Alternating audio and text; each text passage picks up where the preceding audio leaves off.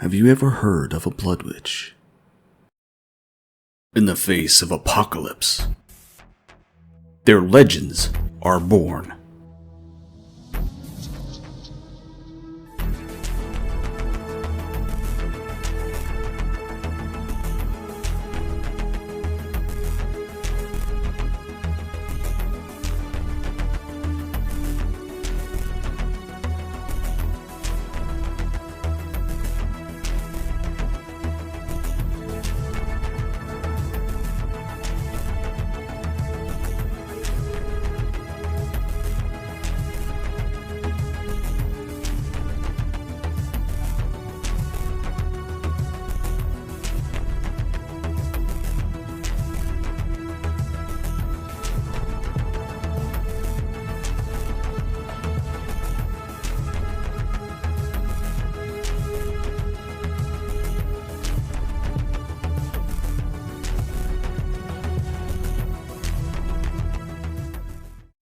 Many generations have passed since the fall of the Oganza family, becoming the Trodaire. But they were still cursed. Andros was born in tragedy, lived with loss, and vowed to himself to no longer be part of the family or royalty that came with it.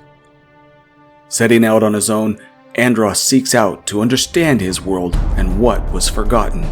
His adventures take him far beyond the boundaries of the kingdom he forsook and into mysteries long lost to fable and myth. Avoiding the greatness of his family name, he finds it in himself and in discovering the mysteries of his world. Very good, Unit 2. Your Generation M, Group Alpha, is setting the example for your entire generation. You just may be the first to make a name for yourself. You are the 25th born, yes? Yes, indeed. I think you just might earn your name and a position within the directive.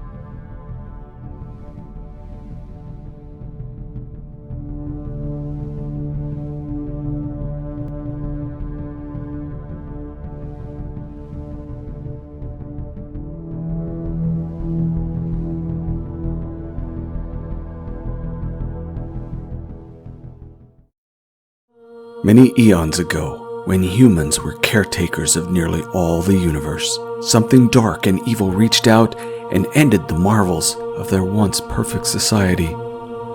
But something happened, a miracle of sorts, that gave all life a chance.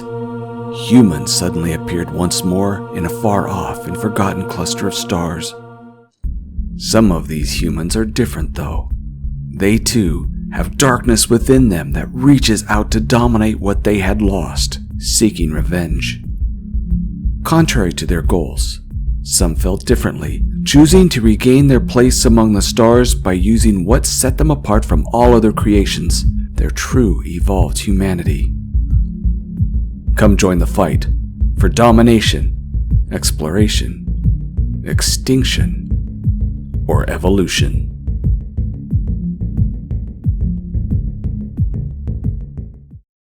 That's what we need. And hey, guys, it's one of the things we got with the Mad Doctor, Adega Outlaw.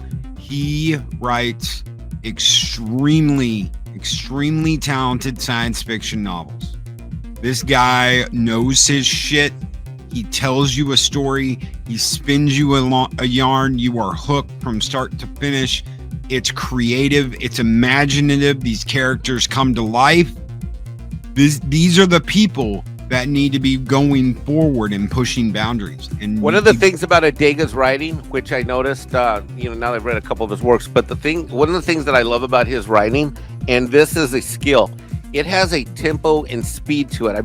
But for example, I want to say that his books are a fast read, but they're not. What they are is that they're a quick read when they need to be, but then when you need to be introspective about what's happening in the story, you actually, the way he writes it, it makes you slow down and be introspective, and then he takes you back up again. It's brilliant the way he does it, and he does it through dialogue and through narration of the story action. So yeah, huge fan of his works.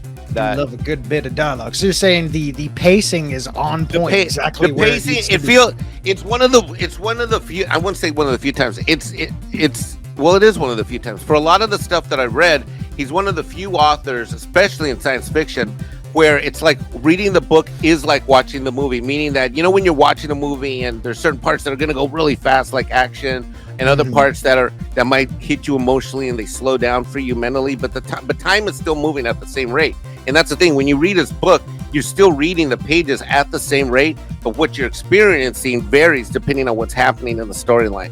And that is a sign of a great author.